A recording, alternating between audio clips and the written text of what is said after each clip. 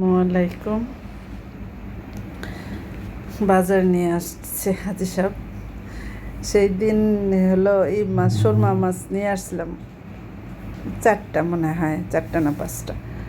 তো বাঁচছিলাম, ভালোই লাগছে, এর জন্য আজকে আবার নিয়ে আসছে। তো আর এই যে চিংড়ি মাছ নিয়ে আসছে। চিংড়ি মাছগুলো আজকের তার সাইজ সুন্দর, ছোটও না বড়ও না, ভালো লাগতেছে আমার কাছে। বড়গুলার না পা বড় বড় হয়, কেমন যেন মাথা, এইরকম চিংড়ি তরকারি খাইতে ভালো লাগে, আর ওগুলা ভাজা টাজা খাইতে ভালো লাগে। তো এখন মাছগুলা কেটে নেব,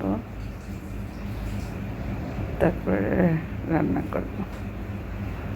সুরমা মাছ ভাজা ভালোই লাগছিল দিনকে, তো হাফ হাফ করে বাচ্ছিলাম। আজকে ভাবতেছি একটা একটা করে বাঁচবো। মাছ কাটা কুটা, তরকারি কাটা কুটা নিলাম, এখন রান্না বসাই দিই। রান্না করে নেব চিংড়ি মাছ, আর হচ্ছে ছাদের থেকে নিয়ে আসছি একটু কচু, দুধ কচু, আর হলো যে একটা দন্দল হয়েছে এই বছরের প্রথম, আর তিনটা চারটা মনে হয় মানে ভেন্ডি দিছি। তো অল্প করে একটু তরকারি রান্না করে নেব। ভাত তো শুধু দুপুরেই খাওয়া হয়।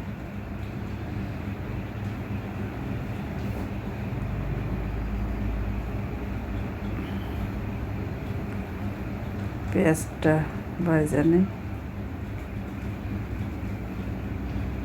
দিয়ে দিলাম হচ্ছে লবণ, আদা বাটা, রসুন বাটা। রসুন চলতে এবার অনেক কষ্ট হয়েছে, ছোট ছোট রসুন। সেই শরীরও ভালো ছিল না তখন, আরও কেমন ছিল। 3 দিন লাগছে আমার হাফ কেজি রসুন ছিলতে। হাফ কেজি আদা, হাফ কেজি রসুন ছিল, একবারে ব্লেন্ডার করে নিছি। আর ঈদের জন্য আনায় আস্তে আস্তে করে ছিলে আগের থেকে করে রাখবো। ছোট রসুন ছিলতে অনেক সময় লাগে, আর রাত ছোট হয়ে গেছে। এখন আমি এগুলা করি হয়েছে সন্ধ্যার পরে, মাগরিবের নামাজের পরে চাটা খায়, তারপরে হলো এই কাজগুলা করি। তারপরে এশার নামাজ পড়ি, আবার একটু কোরআন শরীফ পড়ি, তারপরে খাওয়া দাওয়া করে শুই। তো ছোটো রসুন তো অনেক দিন সময় লাগে। ও আদা ধনের গুঁড়া আর হলুদের গুঁড়া দিয়ে দিলাম, আর সামান্য একটু শুকনো মরিচ দিয়ে দিলাম। কাঁচামরিচ দিছি বেশি, শুকনো মরিচ খুব একটা খাওয়া হয় না আমাদের, কাঁচামরিচের তরকারিটাই খাই। এই তো চিংড়ি মাছ 2জন মানুষ খাবো, 5-6টা দিলাম।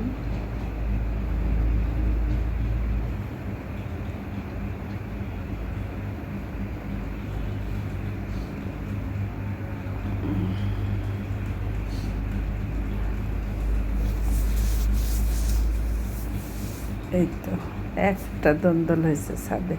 তো হাজির সাহেব বললাম যে আনছো কেন, আর একটু বড় হইতে, কয় না খেয়ে ফেলো।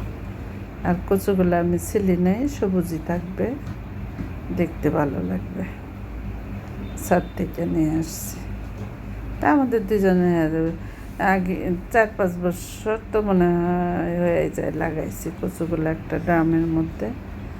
তো কয়েক বছর খাইলাম, ভালোই বড় বড় হইতো। আর 1 সপ্তাহ পর পরে, 2 সপ্তাহ পর পরে আনা যেত।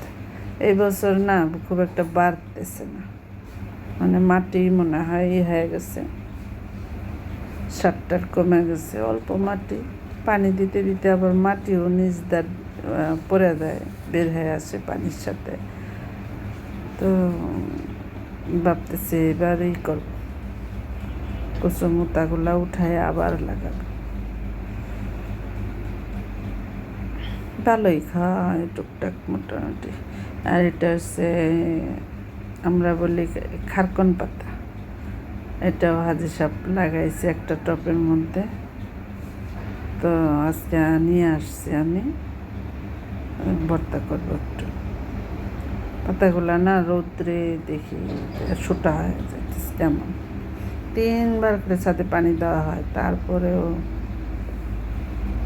দেখছেন কেমন রোদ, কড়াইয়ের মধ্যে রোদ পড়ছে, জানালার এইটা পড়ছে। আমার ক্যামেরা ওই হয়ে যাইতেছে, কেমন একটা রোদ্রে গোলা গোলা হয়ে যাইতেছে। এই তো সে সুরমা মাছ কেটে ধুয়ে নিছি, 4টা বাজবো, 2জন মানুষ। তো ওদিন ওর হাফ হাফ করে বাচ্ছিলাম, কি জানি কেমন না লাগে, তো ভালোই লাগছে, মজাই লাগছে, খারাপ লাগে না। আর সামুদ্রিক মাছ তো খাওয়া ভালো।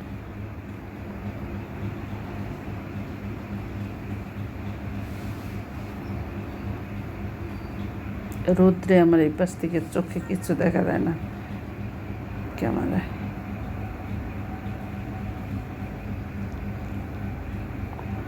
চারটা মাছ ভাইজা নেব, 1 কেজিতে মনে হয় 9টা মাছ হয়েছে। হ্যাঁ, 9টা মাছ হয়েছে, 4টা ভাইজা নেব। আজকে নিয়ে আসছে, ওদিন নিয়ে আসছিলাম আমি, আজকে আবার হাজির সাথে দিয়েছে।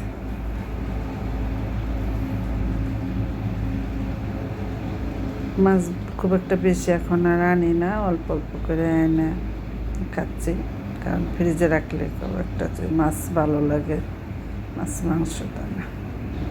আর এই তো এই যে পাতা, খারকন পাতা আমি সেদ্ধ দিচ্ছি, এখন একটু পানিটা ফেলে দেব, দিয়ে একটু হলো রসুন, পেঁয়াজ, কাঁচামরিচ, আর হচ্ছে একটু দিব লইট্টা শুটকি দিয়ে, তারপরে এটার এবার ভাজবো, ভেজে ভর্তা করবো।